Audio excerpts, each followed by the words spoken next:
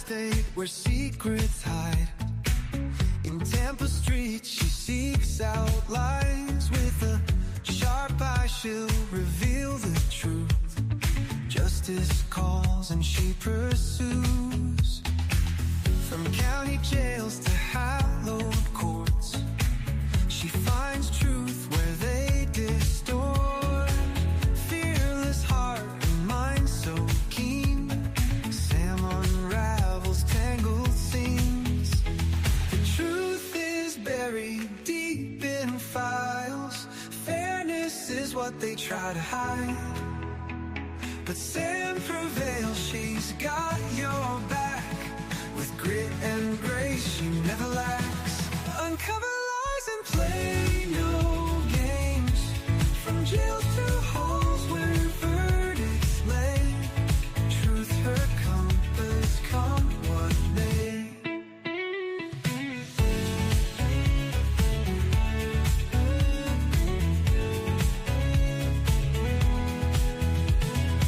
Footsteps echo in the night.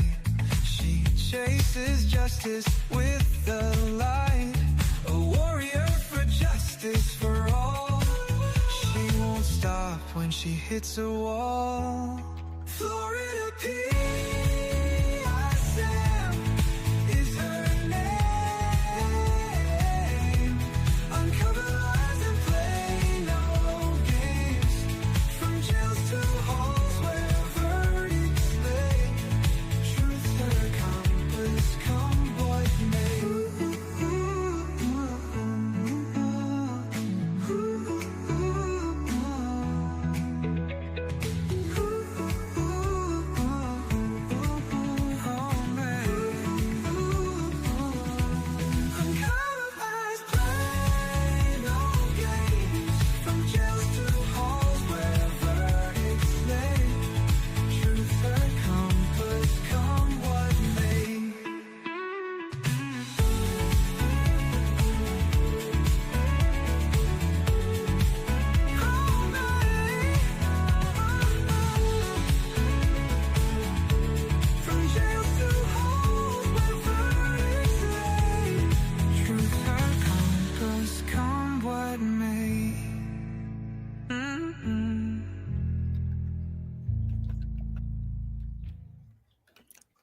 Good evening. Good evening. Good evening.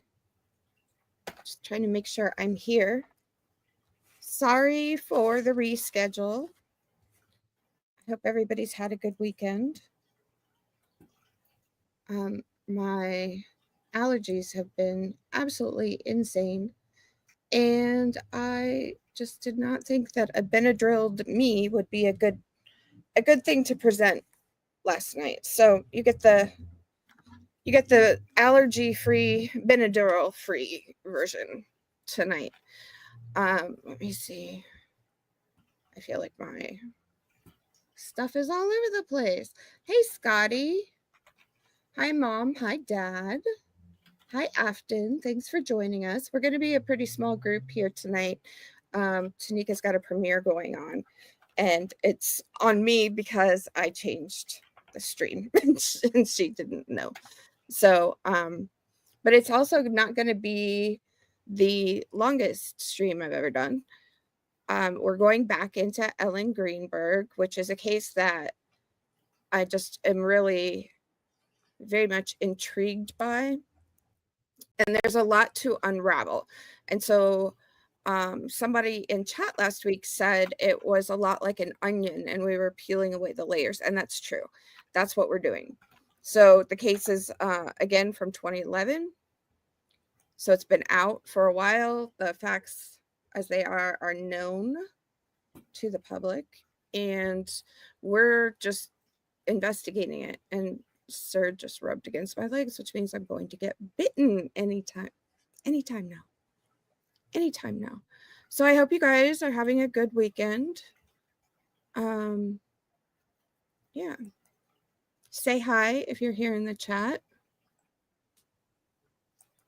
And let me figure out where I'm supposed to be. A little more scattered than normal. Yes, Henry. No, Henry. Come here.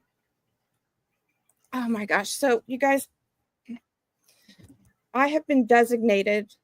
Look, you're on YouTube. Can you see that? Do you care? No.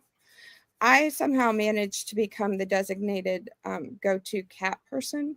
I have lived in this complex for 10 years. I know 3 people's names, if that. Half the complex knows Henry's name. And so after the hurricane, the second one, a cat came around up, like actually up to where I am. And she was really unusual and rather like a rather tall cat. And she didn't meow, she sang. So I called her Aria. And I had put some food out for her. And she came around. And then I grabbed her and put her in my bathroom for the night so that I could take her down the street to see if she had been microchipped. And I did, and she hadn't been. So I brought her back and I let her go. But I had sent a picture to the management. I was like, hey, this cat's up here on this corner of the property. And they said, oh, that's Sweetie Cat. She belongs over like on the other side over here. I was like, okay. So I released her. Then I get a knock on my door. I don't know now how long ago it was. I do not keep very good track of time. But I got a knock on my door one afternoon, and it was the property manager. And she said, where did you take Sweetie Cat to the vet? And I told her. And she said, well, we think she needs to go to the vet again. And I was like, okay. And she's like, but we don't know how did you pick her up? Like, how did you get her in a crate or whatever? And I was like, okay, I'm coming. So I went, and it's like an elderly lady that lives at this apartment. And I didn't get her into anything, like into a crate or anything that day. I tried. But I left, like, I brought some canned food over. They were worried because this cat had like a cough or something. It was weird. She wasn't trying to get up a fur ball or anything. And this cat looked just like the cat that I had seen, except it wasn't singing. And it wouldn't let me get near it. And I just re-triggered my allergies. So I left, some canned food in a little dish there for the lady, along with an old carrier I had. And then I think it was Friday, I got a call from the manager, and she's like, can you go over and help get the cat into the carrier so the cat can go to the vet? I'm like, okay, I'll do that. So I spent like an hour in this woman's unair conditioned, like, I swear to God, she had the heat on. She didn't have the heat on. Felt like she had the heat on. Until I finally captured the cat, got the cat into the carrier, took the carrier down to the car. She wanted me to go with her. I was like, I have to go back to work. She has a flip phone. So we had to consult a map on my phone to select a vet for her to take the cat to. And then we had to go through all the directions, and then we had to write down the phone numbers. And yeah, I don't know how this happened to me, but I figured out that cat that she's got is not, well, they told her, it's, first of all, it's not a girl, it's a boy. Has to be the big singing cat's baby, though, because they look so much alike and they're very unusual looking.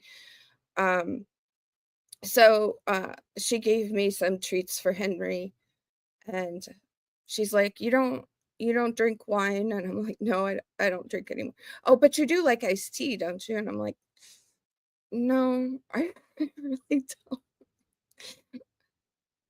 I drink decaf cold coffee. I don't know. Apparently, she wants me to come socialize with her. She's very nice, but, I'll stick to cat duties, I suppose. So let me see who's here. Like I said, Tanika's got a premiere going on right now, and most of our friends are over there. Well, hello, Carolina. I can't summon everyone because everybody's over on Tanika's channel. So, and it's my fault because I moved my stream. So let's talk a little bit. You guys know if you've been here a minute. Oh, could you hit like for me? That would be awesome. Hi, Susie. Hi, Carla Perkins. Welcome. Let me pop out my chat here so I can actually see you guys. Okay, welcome. So we're gonna continue with Ellen Greenberg, and Ellen Greenberg's case is like we said before. Let me get to my outline so I don't go terribly off track as I want to do. Ellen's case is older. There's a lot of information out there, but it's new to me. And first off, I want to say that I'm aware of all of the speculations that have been made in this case towards people in Sam's family. And Sam is not me. Sam is the fiance, and social intrigue. But right now, that's not my goal, is to get into what Alexis termed the seedy underbelly of Pennsylvania politics. So we're going through this investigation, if you will, sort of fact by fact, and sort of peeling off the layers. So, I don't want this to be a salacious situation. It's really important that we are respectful of Ellen and her parents, who are still out there fighting for her. And I want to investigate this story and how this happened and how it came to be, but maintaining her dignity. Carolina, I texted with Tanika. Sorry, you guys, I shouldn't have brought Henry up here. I texted Tanika, and her premiere is going till after 9. Totally my fault. I thought I checked to make sure I didn't conflict with anybody when I moved this to today. Clearly, I got that wrong. Hi, Carla Perkins, and welcome. Carla says, so enjoyed your work on Sarah Boone and glad to hear your voice again. Well, now you can see my face, and thank you so much for being here. I appreciate it.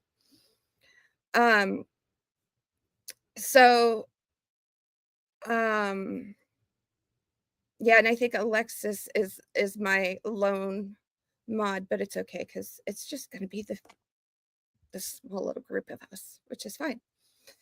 And yes, everybody can watch on replay and hit the like when they watch on replay.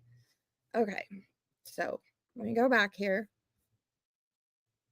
What I was saying is I have a really big screen in front of me, but slightly to my right, so that's what I'm always looking at,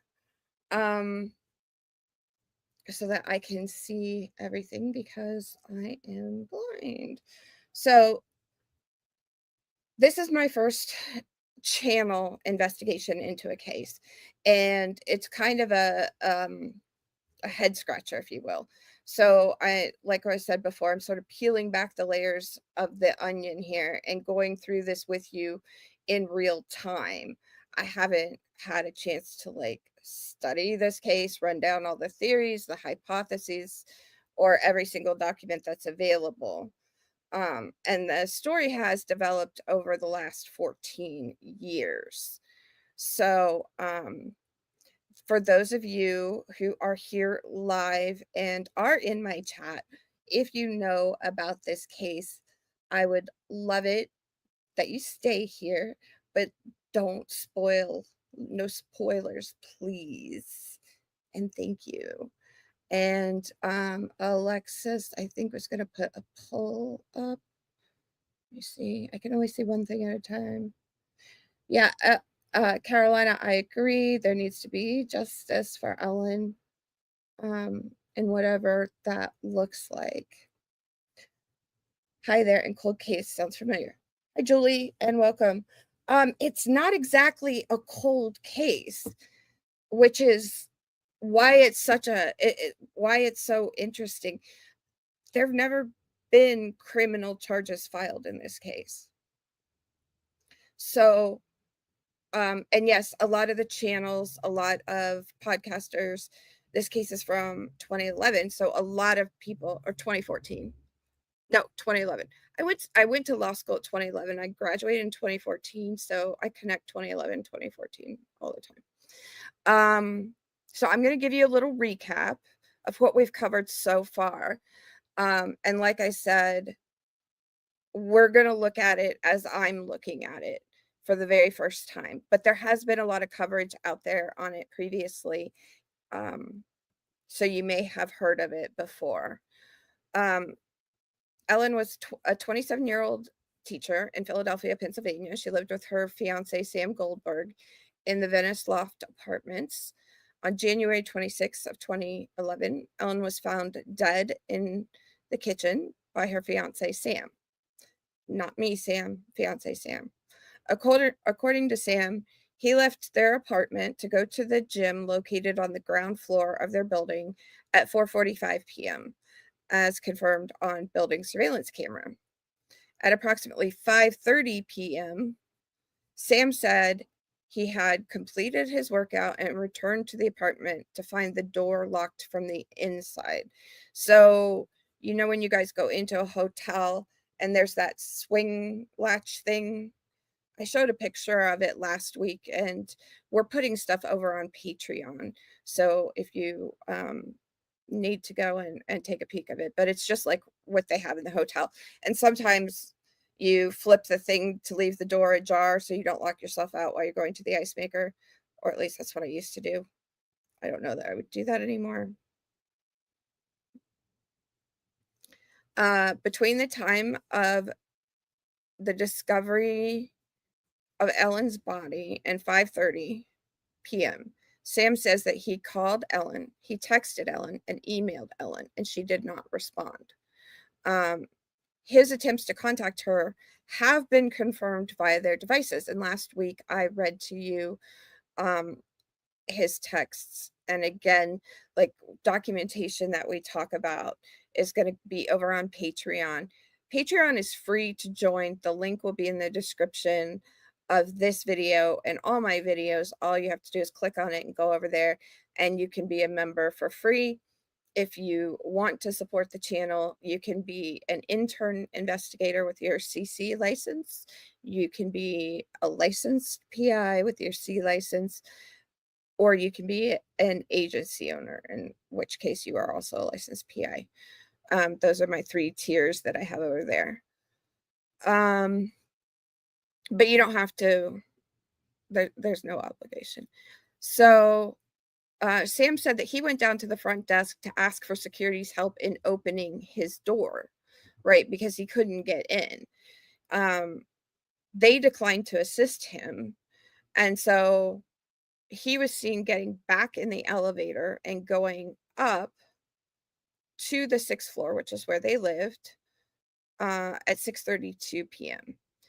Sam told the police that a security guard from the complex came up with him and witnessed him breaking in the door. At 6:33 p.m. radio time, which is what Philadelphia Police Dispatch referred to it as, he reported that immediately upon discovering Ellen's body, he called 911. And last week I played the 911 call for you, and I read some descriptions of Ellen's wounds to you. And also I showed you a couple of photos. And so the photo that I showed of it was like the kitchen, shows that there was like a bar, right? Not like a metal bar, but like a bar top, a pass through, if you will. And you would have had to go around that to see Ellen in the kitchen. So Sam would have had to go basically straight in and around that to find her immediately. But tonight I think I have something that maybe nobody else has. And I am, hey therapist, welcome, thank you. Hey Jenny, thank you for joining. Yeah, Julie, so that's kind of what we're diving into, and we're sort of peeling it back, right? And so we kind of left you with the beginnings of the case last week and sort of a cliffhanger. And now we're gonna work through everything that we know, and I'm gonna talk about also what I am seeing or not seeing that I would have expected to see, and with the disclaimer that everything I do is in Florida. I went to law school in Florida. I have worked in criminal defense since 2015 in Florida. So I don't we are looking into different pieces of this case as we go. But if you know a lot about it, I'm going to ask you to hold your thoughts until we get a little further down the road, because I'm not sure everybody's aware of the case. And this is like the first time I'm presenting a case. Normally, I just bring you guys kind of more educational and factual stuff based on like life as a criminal defense investigator. And so I wanted to try something new. So Alexis found something that I think is rare because I haven't seen it anywhere else. But it is a clip of Alyson Stern, who was Ellen's best friend. And this clip is sharing what the fiance, Sam, told her what happened that evening. Okay, so let me get to the correct point. Hang on. And let me share the stream.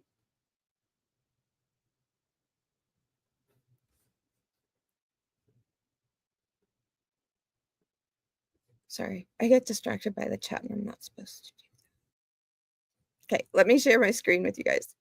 As soon as I remember how to do that.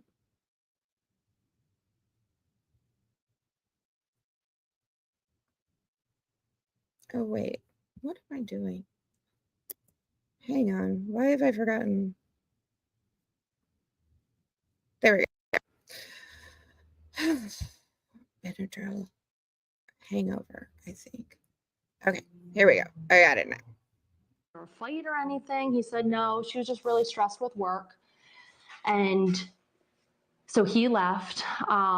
When he came back, he said it was about a half hour later, and he, went to use his key to open, and he said that the door was latched. I actually had written all this down, so I just looked back, through my notes to refresh my memory. So it was latched. He said that he, called her name, thought maybe she was napping or in the shower. He said he called her mom then to see if, she mentioned anything to her mom, and she hadn't heard anything. Then he said at that point he went downstairs to the front door, or to the security, and asked if maintenance was there and could help him get into the apartment. And they said, maintenance is gone for the day. And he said the advice he was given was to use his shoulder. If he's going to try to break open the door, use his shoulder. So then he went back up, and he said he used his shoulder. He said it took one, maybe two times. He didn't remember. And the force that he used swung open the door, and he spun around and was facing the kitchen and saw her. And he said her, her back and shoulders were kind of up against the lower cabinets. And he said her little fingers were blue. I remember him saying that her little fingers were blue. And he said he called 911 immediately, and they were going to instruct him to do CPR. So he moved her to the floor. And at that time, he saw the knife. You were questioned by the police at one point? Yes. So the week of February 7th, I was back in town. I had been in New Orleans for work. I came back, and I was asked by the homicide unit to come down to Philadelphia. I believe it was the Race Street location, so that they could question me, obviously, just as more of a, what information could they get as a friend. And I was interviewed by there. It was the strangest feeling to be in there. So I'm like, this is not my life. What am I doing here? I remember just feeling like they didn't care what I was saying. It was almost like they were checking the box that they had me there. And at one point he even said, "Are you trying to point fingers here?" And I said, "No, I'm just answering your questions and giving you the information that I know. I'm only giving you fact." So yeah. So did you feel like they had already had their mind made up about what happened? Yeah. This was like, I have to just do this. Let me get this over with. Like, I didn't feel like they were interested in what I had to say. And again, not that I wasn't there that day, so I have no information of what happened. But I knew what he had told me, and I knew who, Ellen was, and I, knew a little bit about the apartment. I knew a little bit about their routines, but they had no interest in hearing from me. Yeah, so now records are coming out. Is there any documentation of your conversation with police? Nope. There's no police report? Right. Apparently the last that I've heard of the 5,000-page document that lawyers have gone through, there's no report in there of my interview with police. And I know for a fact I was there at homicide headquarters talking to Detective Harris. But there's no document. Did you see him write something down? Yes, I saw him write something down, and I was there. So whether or not he was writing, what he did with that paper, it should have still been documented that I was there. Thanks for watching. Go to join and. Okay, thank you, Miss Ashley Banfield. Let me bring myself back. I accidentally made myself too big. I don't know what's going on with me today. So, first, let me see. I was reading you guys.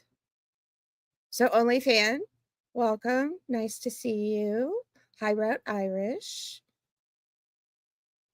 Hi, Cindy Stovall. Welcome, you guys. Welcome. Yeah, so you guys, I know that some of you know all the details of this case, but we're gonna take it slow, okay? Because I am learning all the details. So this is our first investigation. All right. Yeah, I'm better, Jenny. It was just a bad allergy day. When the weather cools down here and it gets windy, the pollen goes insane, and it's just it was just miserable. I was just absolutely miserable. And so I just took some Benadryl and called it a day. Okay. So, I have never seen that clip in association with this case anywhere that I've seen this case be covered. So although she does not like it when I give her credit for things, I'm giving Alexis a shout out for finding this, because I think we may be some of the only ones that have it or have showed it. Okay. So we have specific times of various events the police and investigative records don't indicate a coordination of time. We have no way of knowing whether the 6:33 p.m. radio time of the recorded 911 translates to the surveillance time and the phone call log. So you've got three different things, and the times just don't line up exactly. They're off by a time frame of not more than a minute.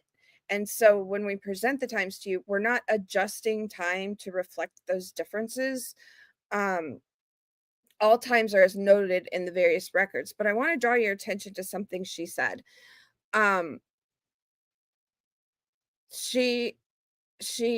Alyson Stern said she was interviewed by the police, that somebody wrote something down, and there is no record that she's aware of that she was interviewed by the police, and that they weren't interested in hearing what she had to say. And I think what I'm going to do at the end of this case is I'm going to compare with you how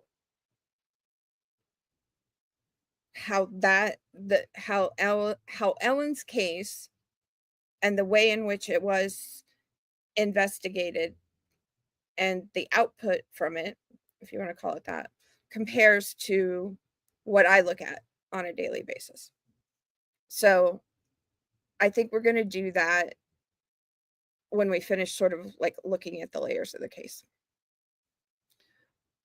And I hope you will find that interesting.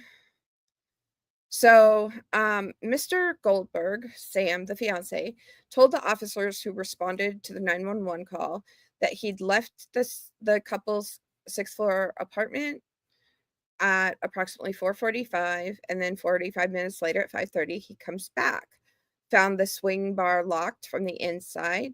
He says then he went to the building lobby to try to reach the victim via cell phone, text messages, and we saw those last week. So, unable to reach Ellen via text or calls during his 5:30 to 5:50, so 20 minutes of attempts. At 6:14, he says he calls his cousin, Kamian Schwartzman, and speaks to Kamian and his uncle, James Schwartzman, telling them of the trouble he's having getting into the apartment. So according to the timestamp on the surveillance videos, Sam can be seen talking on the phone at 6:30 p.m. up until 6:31 p.m., where he's out of camera range. He then reappears within the camera's range at 6:32:39, walking towards the elevator. Phone is in his hand, but is not raised to his face ear. And then at 6:32:47, we can see him look down at his phone screen. And so I have a photo for you. It's just very blurry. It's not the best quality, but we did the best we could with it. And let me see. Okay. Oh, good. I shrunk. Hold on. Let me take Alexis off. There we go. Okay. So this is a very blurry still frame, but you see he's wearing shorts. And I think that the guy that we heard from last week that was part of the first responder crew said he would have noticed if Sam was wearing shorts because that was a blizzard. So take that for what it's worth.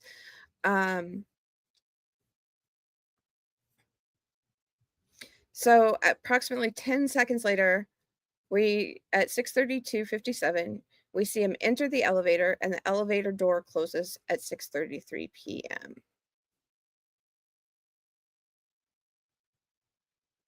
You guys, I just cannot even find the right buttons tonight. I'm likely to kick myself out of this stream. Oh my goodness. Okay. So, Google says that the average 2010 passenger elevator moving at a speed of 5 to 15 miles an hour would take roughly 1 to 2 minutes to travel 6 floors. Google advises that the exact time will vary depending on the elevator's speed and the time spent decelerating at each floor. And you wouldn't think that much about it, but as we were talking about this, I realized that at one of my doctor's offices, there's only 4 floors to the building, and the elevator, and it's new. It's not old. I mean, it was built within the last, I want to say 5 years. And the elevator on that, you would think you were going to the 400th floor. It is so slow. So that can account for some time. The 911 records show that they did receive Sam Goldberg's call at 6:33 p.m., what they call, again, radio time.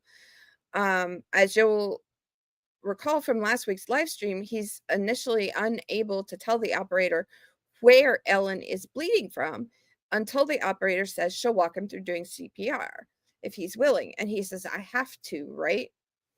The operator then tells him to lay Ellen on her back and take off her shirt. Goldberg, who noted to the operator that Ellen was already on her back, struggled. Her shirt won't come off. It's a zipper. Oh my God, she stabbed herself. He says of the 10-inch serrated kitchen knife lodged 4 inches into her chest. She fell on a knife. I don't know. Her knife is sticking out. There's a knife sticking out of her heart. Oh, she stabbed herself, the operator asks. I guess so. I don't know. Or she fell on it. I don't know. Goldberg says. The operator then tells him not to perform CPR and wait for the police to arrive. So Sam says that that basically he tried to get into the apartment or tried to reach Ellen for an hour. And so it took him an hour before he decides to try to break the door down. And he states that he came up to the 6th floor the time he comes back up to force the door with a security guard, and that once inside, then he saw her.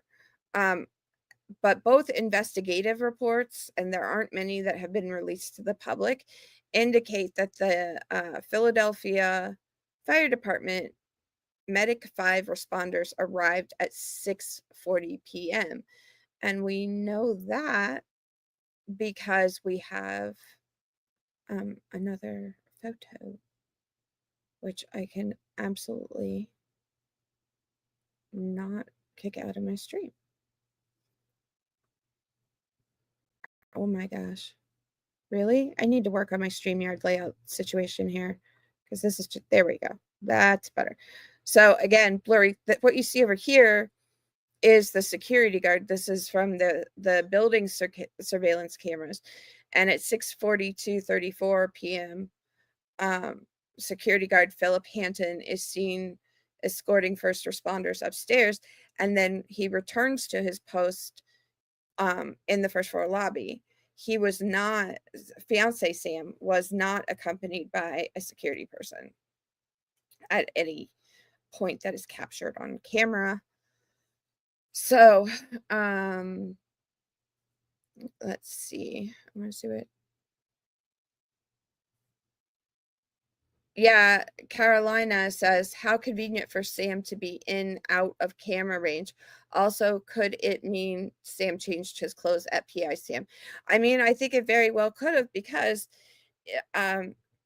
we heard the 911 call, and he's saying there is blood and the knife wounds, and we know there were multiple knife wounds. There should have been blood. So why was he not bloody?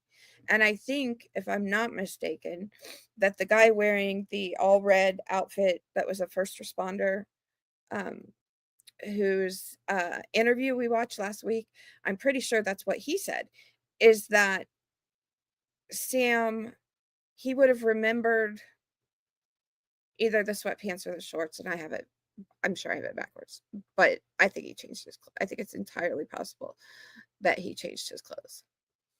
Yes. Wow is exactly right. So, okay. Let me see. Carrying on.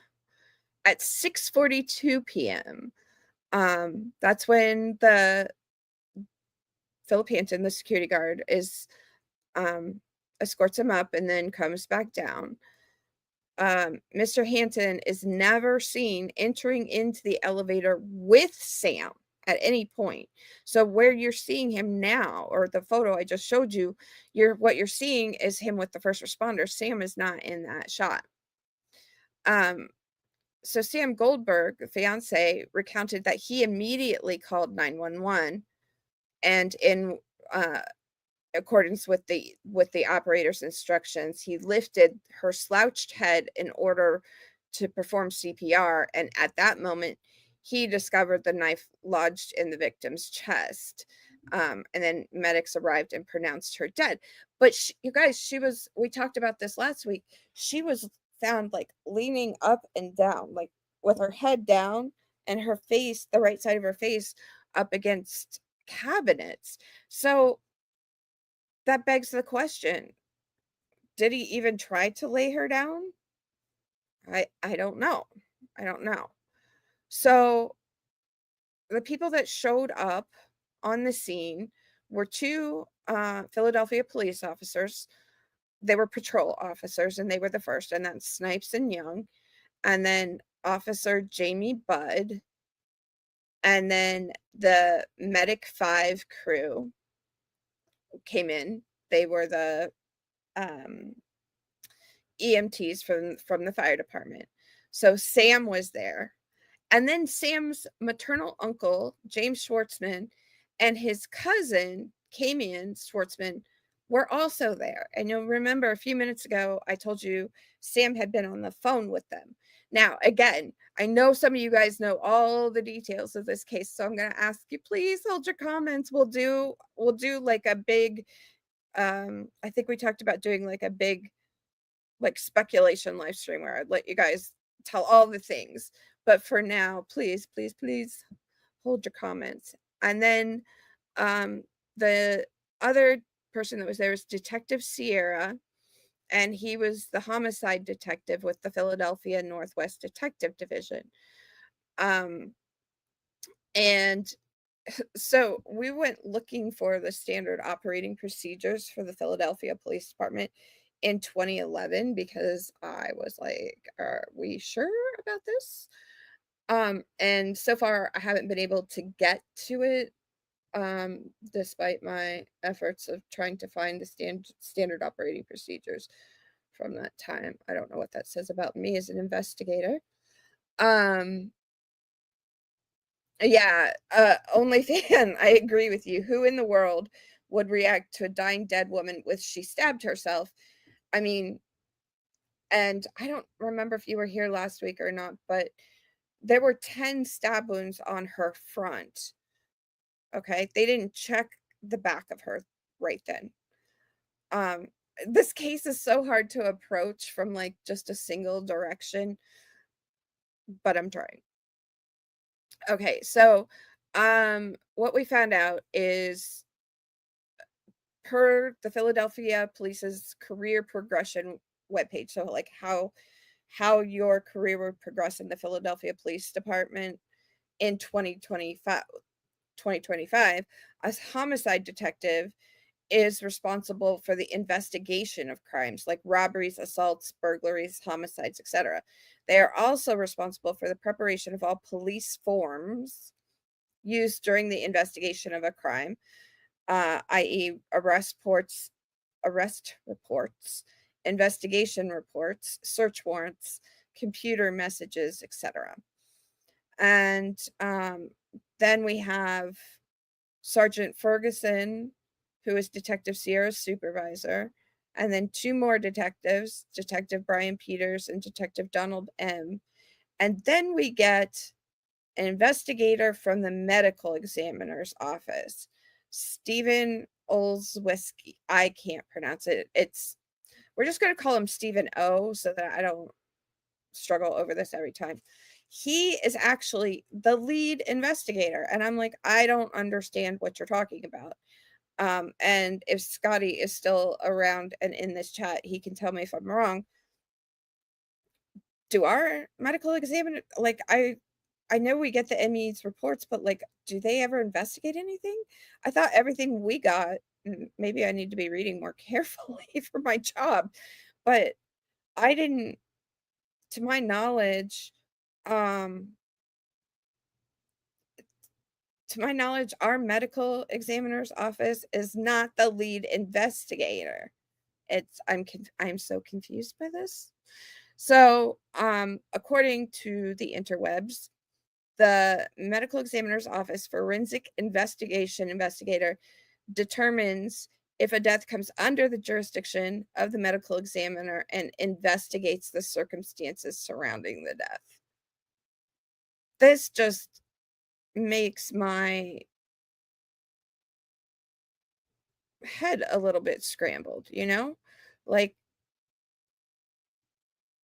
just if you have never seen a trial, because I know a lot of us are trial watchers, some of us are true crime fans. If you've seen a trial, you see officer after officer come up, and they may only be asked one or two questions. And the reason for that is to get into evidence what it was they did at the scene. So if they're like, I found a lip gloss on the ground approximately 6 feet from the car, that's what they are there to say. Yes, that was me. Yes, I found it. Yes, that's my supplementary report. And here, where I live in Hillsborough County, Florida, the sheriff does most of the investigations, not all of them. And there, I showed you also like this big binder I have sitting next to me that's part of a trial binder. So it doesn't matter like how much involvement an officer had, there's a page in there documenting that person. And so I'm all kinds of confused about how things are investigated or were in Philadelphia, and we're also going to look at how things have changed in Philadelphia. Okay, so the next written records available are also from forensic investigator Stephen O. He investigated the scene. He was greeted by the 2 patrol officers who called it in. They were there approximately 2 hours. Officer Jamie Budd arrived at 7:43 p.m. with Detective Sierra. In the victim's apartment, Investigator O found her slouched over, like I said, up against the cabinet, right? With a knife lodged in her chest. She did have on like a zipper hoodie and a t-shirt that she had on. And then across the countertop and in the sink were several other kitchen knives. And, you know, a knife block that you stick all the knives in, that was actually overturned. And there's like a half-made fruit salad. So after taking an initial statement from Sam Goldberg, the fiance, the Philadelphia police officers accompanied him to the police station for further questioning. And I think we read where he was there for like 40 minutes and his phone was not taken and he was allowed to leave. So, Alexis, do we have, it looks like 80, what was our poll question? No, I don't want to end it. I just want to see it. What did we ask? Let me look at StreamYard. What was the question we asked? Because for whatever reason, I can't see it. Whatever it was, 80% of you said yes.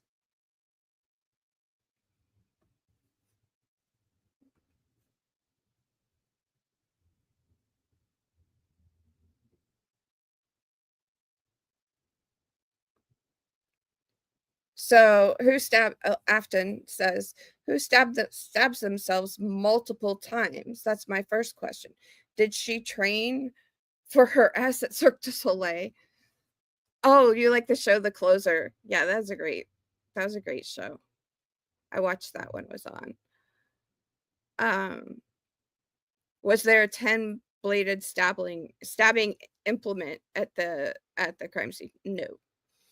Nope, just as Alexa said, just kitchen knives. Jenny says, he said she was on the floor and the 911 operator said to lay her flat on her back, and allegedly that's where he discovered the knife. Carolina, this is all new to me. I have never heard about an ME being the lead investigator at a crime scene. Girl, me either. I'm not familiar with out-of-state cases, and I have been racking my brain trying to think if I have ever come across this in any trial or anything I have ever watched or read about. And to my knowledge, the answer is no. But I don't know that I've looked at any Pennsylvania cases either. So we're looking at that, right? Because it goes, I don't know, it goes against everything we've sort of seen.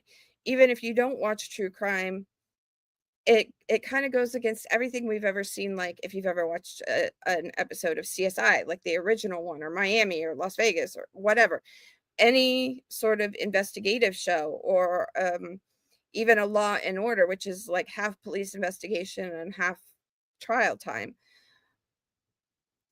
That, yes, the medical examiner comes to the scene and yes, they should document what they see, but I have, to my awareness, I guess I should say, I've never seen where an investigator from the medical examiner's office is the person investigating the scene, and they stayed for 2 hours.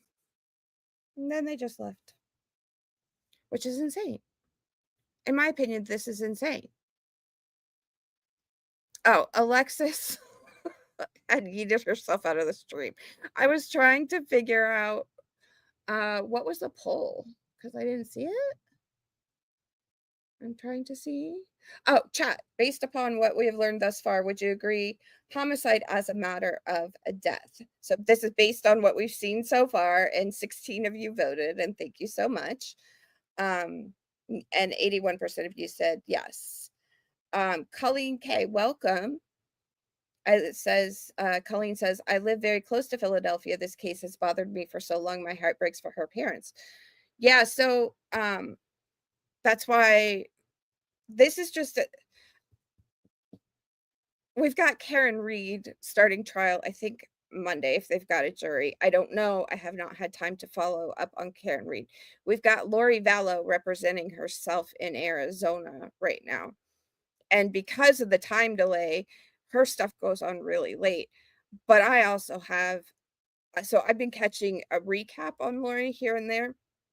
I've not followed anything about Karen Reed, but I wanted to give you guys a break because all the great content creators on YouTube are covering those two cases. So I figured you get your fill, and I could give you something a little bit different.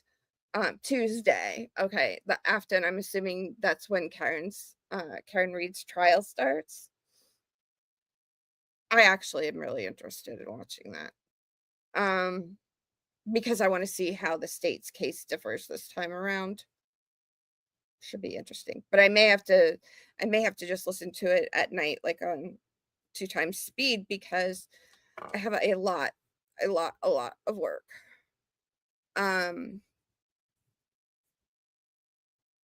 Lori, okay, thanks Afton. Lori Vallow has been, like, I'm good with her with like the little recaps I'm catching here and there. OnlyFan, I pulled back from that because it gets too triggering. Which one? Lori's just, well, I don't, is she a serial killer? Serial orchestrator, maybe? Oh, Karen Reed. Got you. I don't blame you. I mean, there's been a lot of coverage on both. It's, I don't know. I don't have a lot to say on either case, but that's why I decided not to follow or not to cover them on this channel. And for now,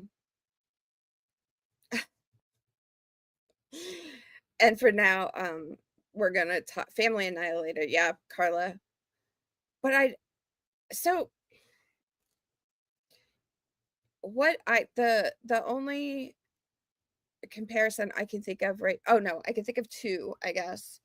As female Family Annihilators who didn't actually do the crimes themselves would be Angela Wagner in Ohio, who was responsible for the Piketon County Massacre, and Donna Adelson in the death of Diane Markell.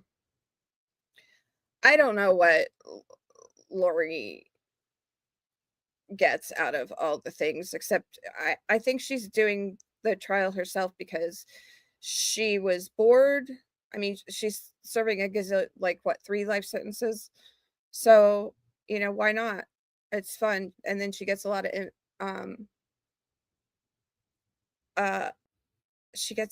of attention. Carolina, so you watched Monica Cementelli, okay. Oh, right. So she orchestrated the death of her husband and Linda Sterner, and both were found guilty. Okay. So Monica Cementelli sort of arranged almost a hit, if you will. I watched part of it on Trial TV Live, but it got to be a very long trial, and I can't usually keep up with the long trials. And then Linda Sterner, if I'm not wrong, she she basically set her house on fire and with her husband in it. and then ran him over with the van, and then pretended she wasn't running him over with the van. Yes, Lori is a goddess. Tiffany Adams didn't do the unaliving, but 2 people are deceased because of her actions. Okay, that's not what I'm aware of. So it's interesting. I think that, you know, the Rastelli case. Oh God, you guys, I don't follow them all because I can't. I mean, the name sounds familiar, but like I told you, I think in some of my other streams, what we're seeing on YouTube in terms of like these, we're seeing a lot of parents on trial for doing horrific things to children.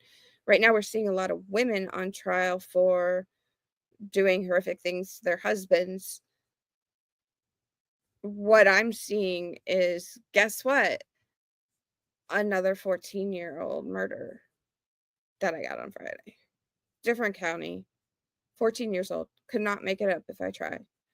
And on my phone today, I saw a notification came in for another 14-year-old getting shot. Like, I should keep track sometime of how many of those notifications I get in a week. And the cases that you're seeing now on YouTube, some of them are old. Like, it takes a long time to get to trial in some of these cases. So it's not, I guess what I'm seeing come to me, I have cases that are old, right? They've been around for a long time. They need to go to trial. But the ones coming in are not, they do not reflect what trials are being covered on YouTube. So it's a big dichotomy for me.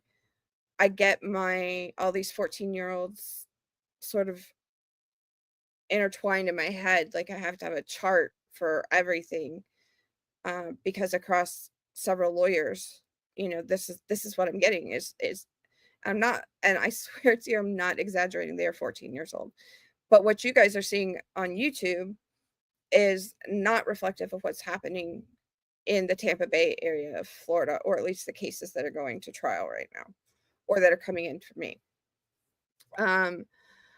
So Linda Carolina says, yes, at PICM, Linda Stormer was sentenced to life without parole, released on appeal. Oh, retried and found guilty again.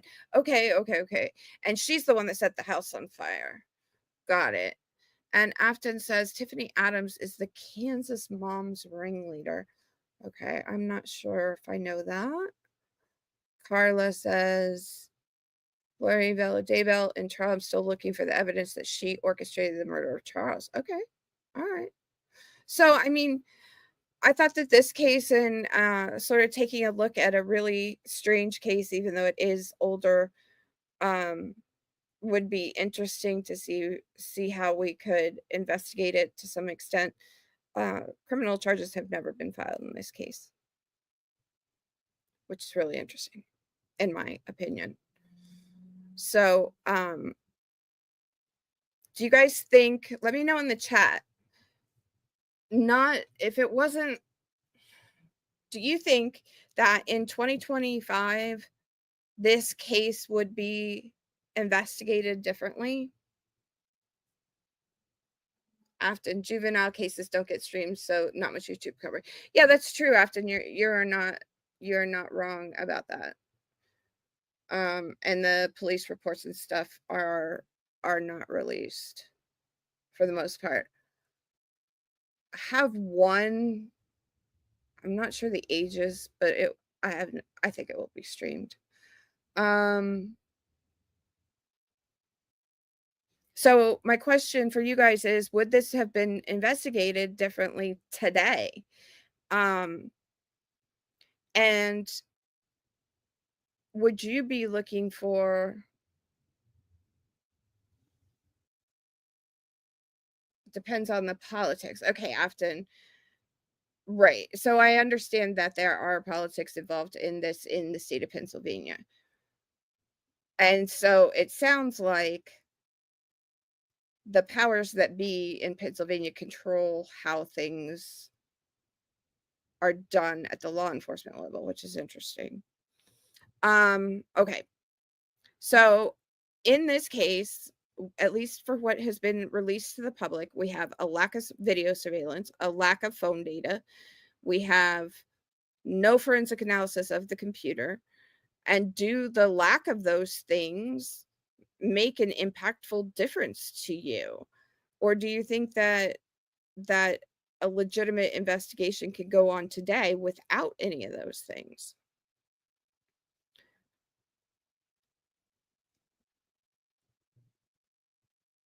OnlyFans says, I don't think it's changed that much in 2025. It seems more area involved corrupt counties will ever be. You're telling me, sir. I live in Florida. Colleen K says, it's harder but not impossible to hide things. And Carolina says, that's a definite yes from me. So, I mean, I think, maybe would hope so. The responsibility to account for the last hours of Ellen's life and the circumstances in which her body was discovered was left up to Mr. O from the medical examiner's office, the forensic investigator. And it was up to him to convey everything that he saw, as well as the information that Sam gave to the PPD officers and to the assistant medical examiner, Dr. Osborne, in order for Dr. Osborne to issue a death certificate. So based on the information known to Dr. Osborne at the time, his determination on 1/27/11 was as follows. I'm going to put the slide up. I'm going to tell you right now, you will not be able to see it. You can see it, you won't be able to read it. I'm going to read it to you. So don't worry about that. Oops, that is the wrong. All right. I know you can't read it. I've got the language here for you as soon as I get back to my place. Okay, the findings. Multiple stab wounds to the chest, abdomen, and back of neck. There's incised wound to the right occipital scalp. So that's like right up here. And that is a sharp, clean cut in the back of the head. So it's a deep cut. It's not just a laceration, right? Like it goes down through the tissue. The wounds are associated injuries to the aortic arch, the upper lobe of the left lung, the liver, cervical spinal cord at C2, C3, level dorsally. So that's the back of her neck. There are bilateral hemothoraces, a hemopericardium, a small collection of subarachnoid blood over the vernals and the base of the right cerebellar hemisphere. Okay, I went to law school, not medical school. In other words, blood pooling in the area between both lungs and the chest wall, blood leaking from the heart, and a brain bleed into the space between the brain and the tissue covering it. So the knife was 12.5 centimeters, 4.92 inches, is present in one of the chest wounds at a depth of almost 4 inches, 10 centimeters, or 3.93 inches, leaving only 2.5 centimeters, just about 1 inch, extending out from the body. And this includes the amount of space filled by Ellen's sweatshirt. That's deep, y'all. Multiple contusions on her upper and lower extremities in various states of resolution. The terms contusion and bruise are synonymous in medical language, referring to the same injury, bleeding under the skin or in deeper tissues due to trauma. So this death certificate says cause of death, multiple stab wounds, and as we would hopefully expect, manner of death, homicide. And remember, this was a day after Ellen was found deceased, and this is signed by Dr. Marlon Osborne, the assistant medical examiner.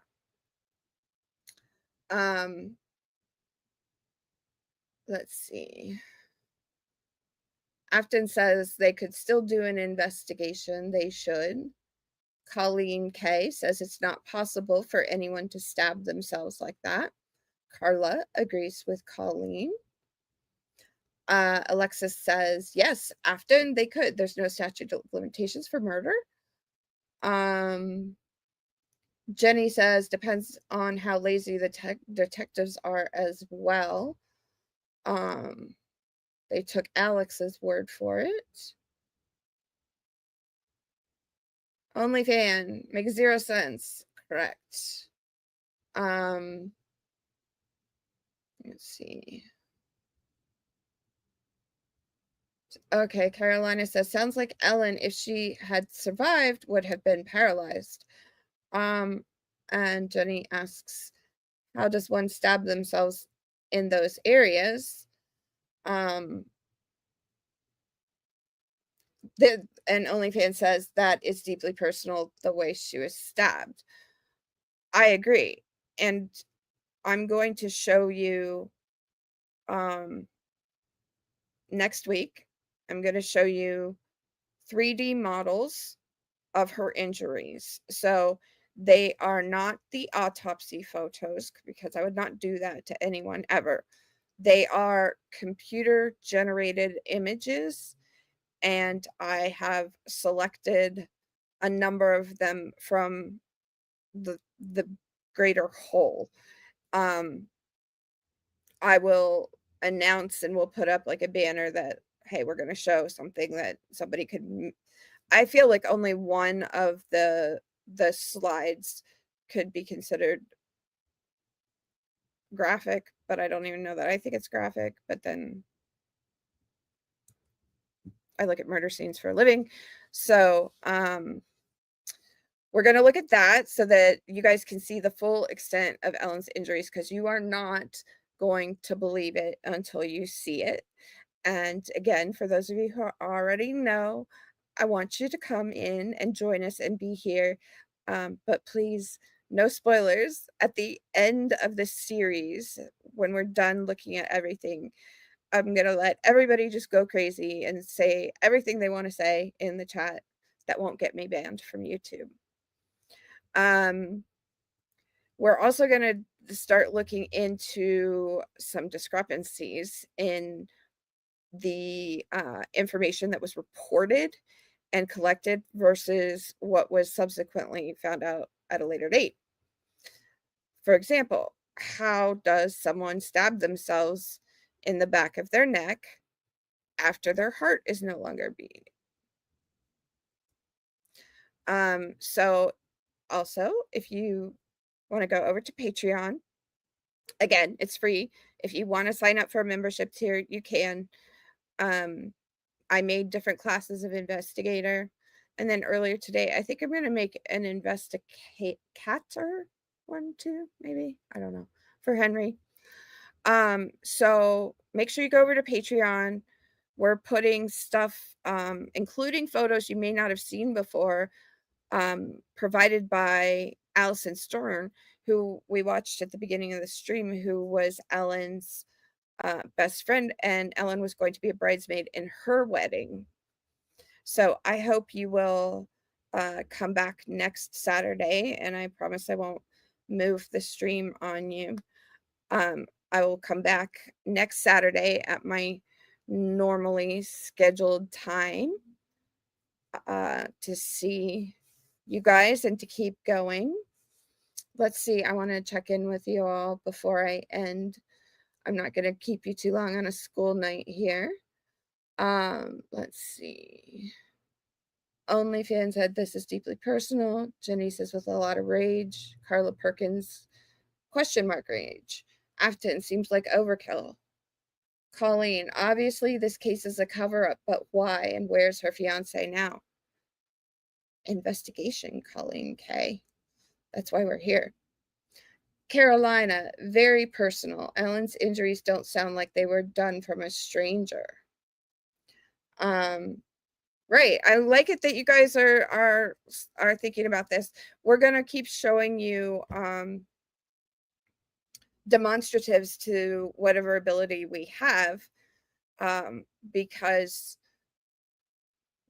for this case being as old as it is,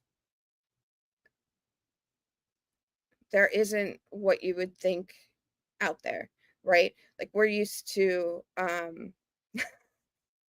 You did it, Dad. Please hit like and subscribe. I'm getting very, very close to 1,000 subscribers. My dad just figured out how to do the @ thing so that my name popped up, and he's reminding you all to hit like before you leave the stream. As I was saying, we're going to bring you as much information as we're able to gather and ascertain. I know we all like demonstratives and interviews and all the things, so we're working very hard on that.